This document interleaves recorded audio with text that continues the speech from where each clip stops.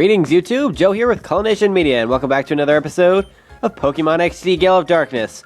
This is episode number 88, and in this episode, we've got a long episode ahead of us as we begin to take on Area 6 of Mountain Battle, and we're going to be doing the entire area in one episode, so as you can imagine, it's going to be at least a 20-minute video, but I'm thinking more along the lines of between 25 minutes to a half an hour, so be prepared. And if you want to just skip to the end, that works too, but we're going to be going through all 10 of these battles one by one, of course. Alright, so this first battle is a very easy battle, and it's just a Rhyhorn and a Phanpy, and that's it. This guy says he has a thing for ground-type Pokemon, and we're all like, whatever. We have Vibrava and Aggron, and this is going to be a fairly quick battle, I assume. Vibrava is going to begin by going for a Dragon Breath on Phanpy, which really doesn't do a whole lot of damage, but it's better than trying to use a physical move on Phanpy, as his defense is fairly high. Iron Tail from Aggron is super effective on the Rhyhorn, and super effective on his Rock type, and that takes him out in one hit. Aggron is incredibly powerful, and when he does connect with Rock Tomb, and especially Iron Tail, it just does so much damage. So I don't know why Phanpy went for a rollout on Aggron there. It wouldn't have made sense to really do it on either of these Pokemon, as they're both resistant to Rock types, but whatever. Dragon Breath on Phanpy, and that takes him down almost into the red, and we'll use Aggron for a Headbutt, and that's going to finish Phanpy off, and that's going to be the end of this first battle. And so that's going to be 1 down and 9 to go. Most of the battles are not going to be as fast as this, however, as this is one of the only trainers in this area that only has 2 Pokemon and has 2 very easy to defeat Pokemon at that. I'll redouble my efforts for training, blah blah blah. Let's move on. Zone number 52. Youngster, here we go. Well, okay, this guy, Jeimer, is ready to go, so I guess let's give him a good battle. He's going to start off with Lairon and Cacnea. So Lairon, as we know, is a Steel and Rock-type Pokemon, and Cacnea is a pure Grass-type Pokemon, both of which are not completely evolved. Lairon is a middle evolution, whereas Cacnea is the baby of the that evolution line. So, let's see. We'll go for an Iron Tail on, I guess, let's see, on Cacnea. We're going to leave Lairon alone for this turn. So we'll use Dragon Breath on Cacnea, and that does almost half of its HP worth of damage, and it paralyzes him. And Iron Tail is actually not the move that we needed to use. We probably could have killed it with Headbutt, but that's okay. We're going to add, I guess, some extra pain to that Cacnea, and it goes down very easily to that Iron Tail. Numel is their replacement Pokemon, which is kind of what we wanted, because now we can pull off an Earthquake that will be super effective on both of these Pokemon. Lairon gets a critical hit with Iron Tail on Aggron, and it takes away almost half of his HP, which kind of sucks, but at the same time, we're going to go for a Protect, so Aggron doesn't have to worry about getting hurt this turn, and it's not going to matter either way, because Earthquake is going to take out both Lairon and Numel in one hit. Lairon is going to bypass his very high physical defensive stats, because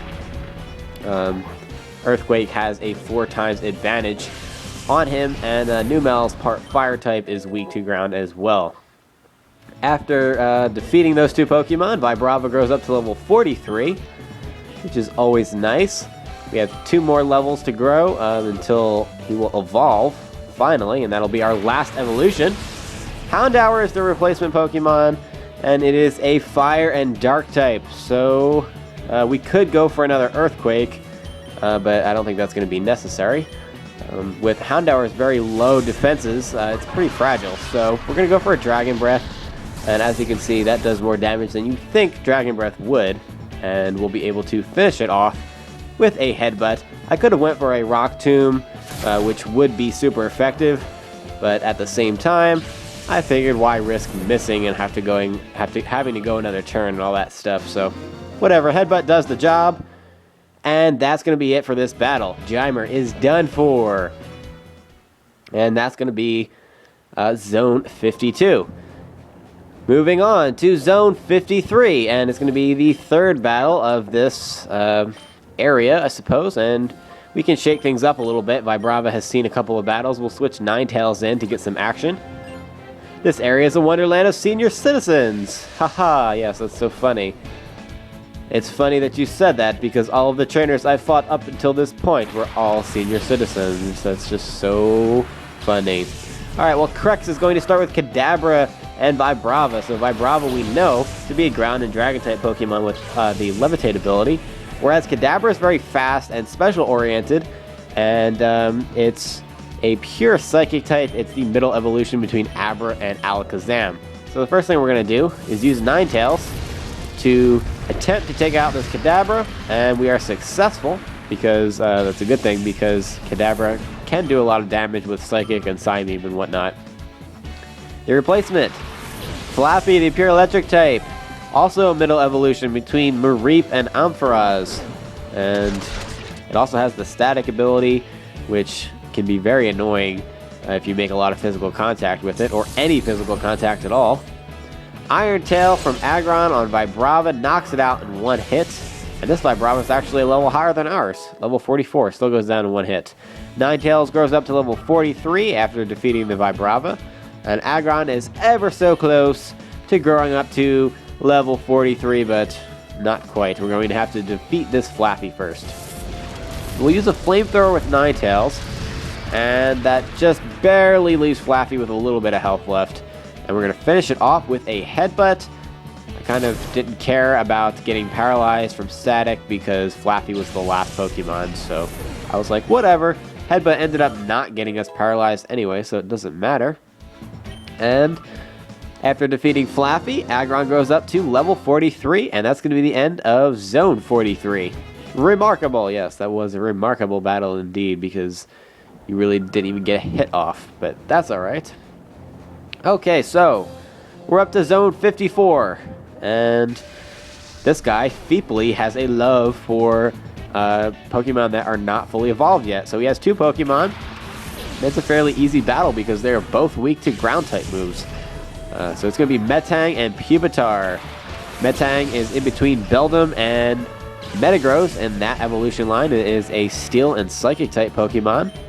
And Pupitar is in between the forms of Larvitar and Tyranitar, and it's a rock and ground-type Pokemon, so it's also very weak. In fact, 4 times weak to water and grass-type moves. So that is an option, especially water, because water is one of the few types that can do neutral damage to Metang. So if you don't have ground or fire for Metang, I suggest bringing water or electricity instead. In this case, water, because it can also take out Pupitar. I love tough trainers too, yeah. He loves tough trainers. That's why he loves us, because we're amazing. Okay, well that does it for Zone 54. We're actually moving fairly quickly through this area, but some of the later battles might give us some trouble. So, I'm kind of thinking that things are about to start slowing down for us. But we shall see. Alright, I'm going to switch Ninetales out for Crobat and get him some experience. And we'll keep Aggron out there because he takes the longest to grow up to the next level. He takes the most experience to grow per level. So we have Rider Jason here. That's an interesting way to spell Jason. I don't think I've ever seen that before, but alright. Chimeiko and Shedinja are his starting Pokemon. Apparently this guy has a thing for levitating Pokemon. So Shedinja doesn't necessarily have the levitate ability, nor does it really have any type of hovering moves, but it is immune to everything that's not super effective on it. So you need a fire type or a flying type, dark or ghost, and I believe also rock. So if you don't have those options, you're going to need to use Sandstorm, Hail, or Future Sight. And thankfully our Crobat has Bite. We also could have used Aggron's Rock Tomb or Crobat's Wing Attack to take it out. As it only has 1 HP, it only takes 1 hit, and it doesn't matter what that hit is. Okay, the other Pokemon that we're dealing with here is a Chimeiko, and it does in fact levitate, so it is immune to ground type moves, and it's a pure psychic type with a lot of special defense, so I recommend going the physical route to try to defeat it. Coughing and Duskull are the replacement Pokemon. Both have the Levitate ability as well, so they are all immune to ground types, which is especially bad news for people trying to use Earthquake to take advantage of Coughing's poison weakness to ground. So he's only weak to Psychic type moves. But also, he's very easy to knock out when it comes to using special attacks. He doesn't have a lot of special defense. Coughing will almost always immediately go for an explosion with Duskull on the field because it doesn't affect him. And it almost knocks out Crobat, but not quite. It just barely survives. Obviously, it doesn't affect Duskull, and does almost no damage to Aggron because it's not very effective on either of Aggron's types, plus Aggron's high defense, plus Coughing's low attack, so it just doesn't add up. So the only Pokemon that ended up dying from Explosion was Coughing himself. And Duskull actually is going to kill himself here by going for a Curse because it decreases half of his HP as a Ghost type to inflict the Curse on Crobat, but considering that he only had about 5 HP left to begin with, that Curse just did not work out very well for him at all. Alright, so we are halfway through this area. That does it for Zone 55. We're going to move on to Zone 56 now. And I think I'm going to switch out Aggron for Vibrava again, try to get him some more experience here. You're something else to get this far. Okay. Says newscaster Dibble, whatever. Kecleon and Linoone are going to be here starting Pokemon. Both are pure normal types. The difference being that Kecleon has the color change ability, so its weaknesses and its typing just in general can change based on how many times it's hit and what types are being used to attack it. I recommend going for a strong fighting type move on the first turn if you can, with something like Brick Break or Cross Chop to try to knock it out very quickly. Because as you can see, using special attacks like Bite really don't do any damage whatsoever because Kecleon's special defense is just very, very high, and it will be able to tank for a while and absorb a lot of hits that way. Okay, so Vibrava is going to go for Earthquake. And see, that does a lot more damage to Kecleon than Bite did. It changes him to a ground type, and it's going to do a lot of damage to Linoone as well. The bright side to having Crobat on the field with Vibrava is that we can pull off an Earthquake every turn without having to waste our partner's turn with using Protect. We can attack with both Pokemon and still use Earthquake, which is what we're going to do this time. Crobat's going to go for a Shadow Ball, which now affects Kecleon. Because he is switched to a ground type, and after he used that substitute, that brought him down into the red zone, and the Shadow Ball will get rid of that substitute so that Earthquake will knock out both of Dibble's Pokemon in one shot here. Kecleon goes down because he doesn't really have very much health left at all, so goodbye. And Linoone doesn't have a lot of physical defense, so it can't stand up to 2 Earthquakes in a row. Crobat grows up to level 44, and Vibrava is not anywhere near 44. It's going to take a little bit before we get there, but that's alright. It'll be worth it once we get to level 45, and he evolves, and he's strong as crap. Furret is her last Pokemon, another pure normal type, and it's a very annoying normal type. She likes to use normal, annoying Pokemon. Whatever. This thing is fast, and it has good physical attack. But it doesn't have a whole lot else. It does have Follow Me, which does make it the target of all of your Pokemon's attacks for a time. That only works if there's a partner Pokemon, though, so don't have a lot to worry about. After a Wing Attack and an Earthquake, Furret cannot stand up to that, and down it goes fairly easily without putting up too much of a fight. And that's going to do it for Dibble. And Zone, what is this, 56? We're kind of sort of moving along. We're almost 15 minutes into this video, and we've got 4 battles left to go. Alright, so Zone 57 coming up here. We're going to switch Crobat out for, let's see. I guess we can do Vaporeon. He hasn't seen any action in a while. We'll switch Vibrava out for Aggron yet again, because Aggron is always in the need for more experience. He's just an experience hog. He needs it all the time. Alright, so Kebby is going to start out with Wigglytuff and Vigoroth, 2 more normal type Pokemon. Vigoroth is fast and has a lot of physical attack, and like and likes to use moves that go well with that, such as Focus Punch and Slash. Slash especially because it has a high critical hit ratio and is a stab move. Wigglytuff, on the other hand, is a more defensive-minded Pokemon. It likes to use moves like Sing and Body Slam, which will paralyze you, and that kind of sucks. Anyway, Vigoroth tries to go for a Focus Punch on the first turn, which can be kind of smart if you target Wigglytuff with both of your Pokemon, but I did not do that. So Vigoroth is going to flinch this turn. However, Wigglytuff is going to pull off his Sing, and that's going to put Vaporeon to sleep. So we're going to have to waste a turn here, waking Vaporeon up. We're going to go for a Headbutt on Vigoroth because it tries to go for a Focus Punch again, and we ignore it while waking up Vaporeon by calling it. Chances are Aggron is going to go down in one hit because, if you remember, Steel and Rock type, it has a 4 times weakness to fighting type moves, so that's very dangerous. So I'd rather fall asleep again if that is the case than to have Vigoroth kill me with a Focus Punch. But instead of using Sing, Wigglytuff goes for a Double Slap on Aggron, which, again, a lot of computers like to do this. The AI just loves double slapping the crap out of Aggron, and I just don't understand it. Why would you use Double Slap on a Pokemon that has 2 types that are both resistant to it? I don't understand. Well, anyway, those are Kevy's only 2 Pokemon, and since we defeated both of them in 2 turns, that's going to be the end of this battle. Well, I think that was 3 turns. Never mind. You catch my drift. That's it for Zone 57. On to Zone 58. Come hither, my resurrected Pokemon. So that gives us a clue. We're going to be going up against fossil Pokemon here. So Lilip and Anorith are her starting Pokemon. Both of the fossil Pokemon from the Hoenn region. And I don't think she has Kabuto and Ammonite, so she just meant these fossil Pokemon.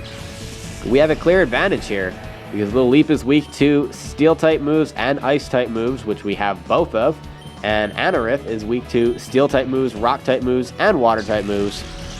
So, in this first turn, unless we have an Iron Tail miss, we're going to get rid of both of these Pokemon on the first turn.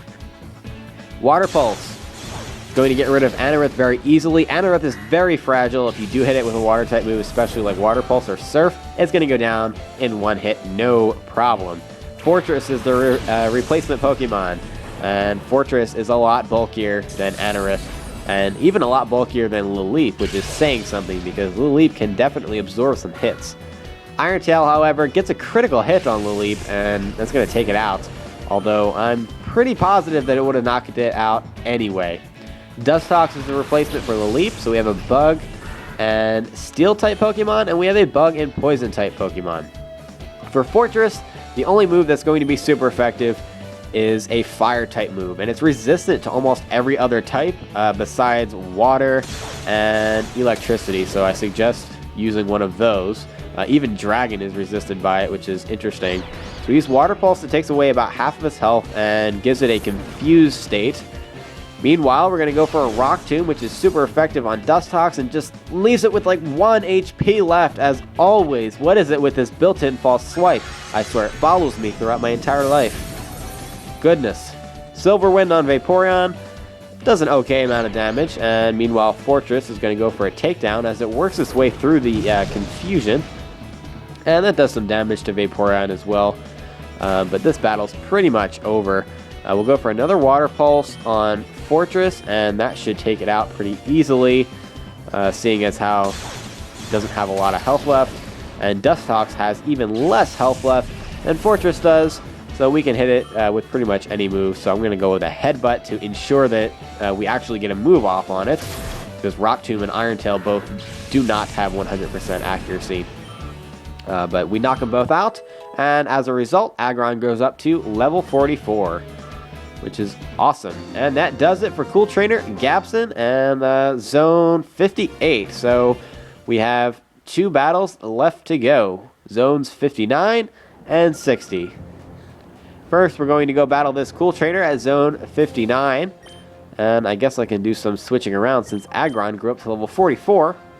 We'll switch Ninetales in for this battle, and we'll have Vaporeon and Ninetales, the Water and Fire duo, which I think is always a good combination because water types can take out pesky ground and rock types that have an advantage over the fire type, whereas the fire type can take out grass types that have an advantage over the water type. So they kind of complement each other by covering each other's weaknesses, which is what you want in a team member. But unfortunately, we have 2 water Pokemon here, and that's one downside to using this duo, is that they don't attack very well against other water type Pokemon. I don't really have anything I can use against Corsola, who is a water and rock type Pokemon here, and I have even less to use, well, not even less, but I have the same amount to use on Clamperl. So I'm just going to go for a Flamethrower, and surprisingly that takes away about 2/3 of its HP, which is just a testament to how powerful this Ninetales really is, and also how weak Clamperl is before it evolves. So, Water Pulse on Corsola, which inflicts neutral damage because of its rock typing, and I also get the Confusion on it, and it actually hits itself, which is something that doesn't happen very often when I finally get to confuse someone. But I'm not complaining, I'm going to take it and run. So we should be able to knock out both their Pokemon in this turn now. Flamethrower on Clamperl yet again, not very effective, but Clamperl still goes down from the move. Togetic is going to be the replacement. It has the Hustle ability, not Serene Grace, which is its other option. Hustle drops its accuracy down to, I believe, 80 or 85% in order to increase the power of all of its attacks.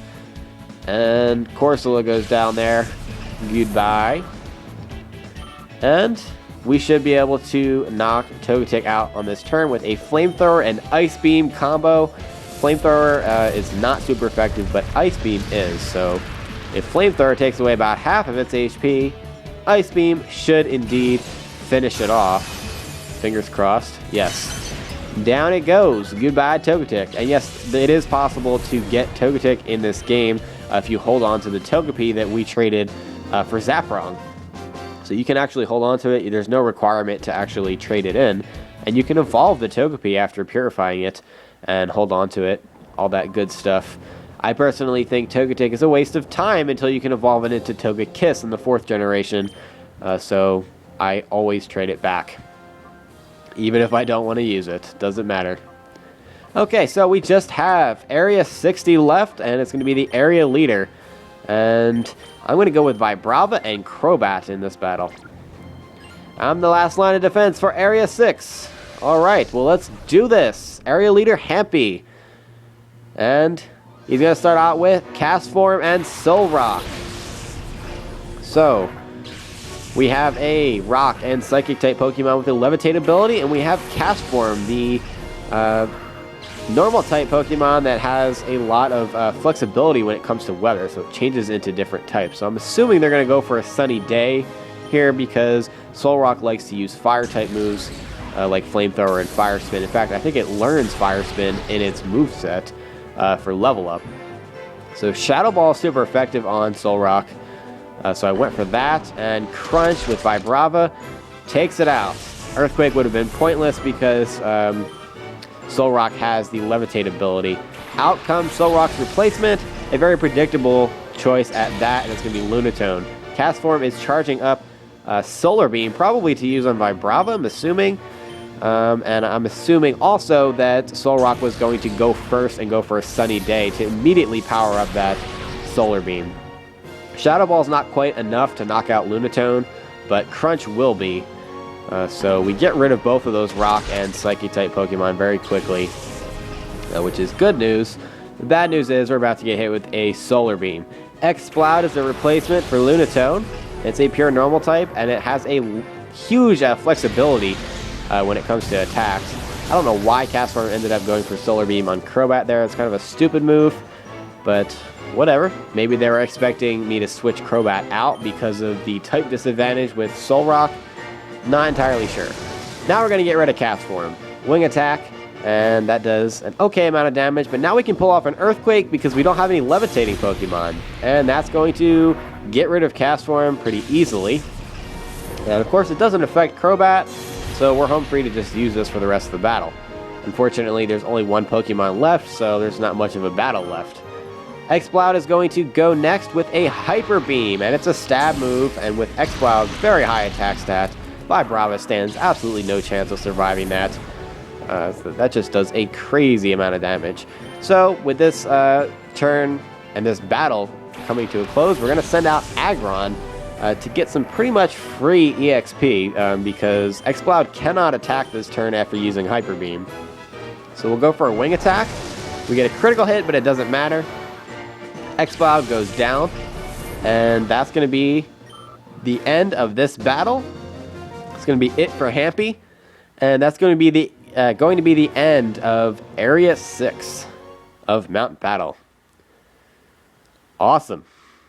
Very well, you must accept these Poke Coupons. I would say that you are strong enough to advance to the next area, but don't let your guard down. So we get 1,200 Poke Coupons for our efforts, which is actually a lot. You can replay this battle area over again quite a few times and get a decent amount of Poke Coupons. We get TM50, which is Overheat, has 140 base power, but it does lower your special attack by 2 levels when you use it, so I suggest using it with the White Herb in competitive battles. Anyway, that's going to be the end of this episode, guys. Thank you very much for watching, and in the next episode, we're going to head out to Citadark Isle. Stay tuned for episode number 89. Game on.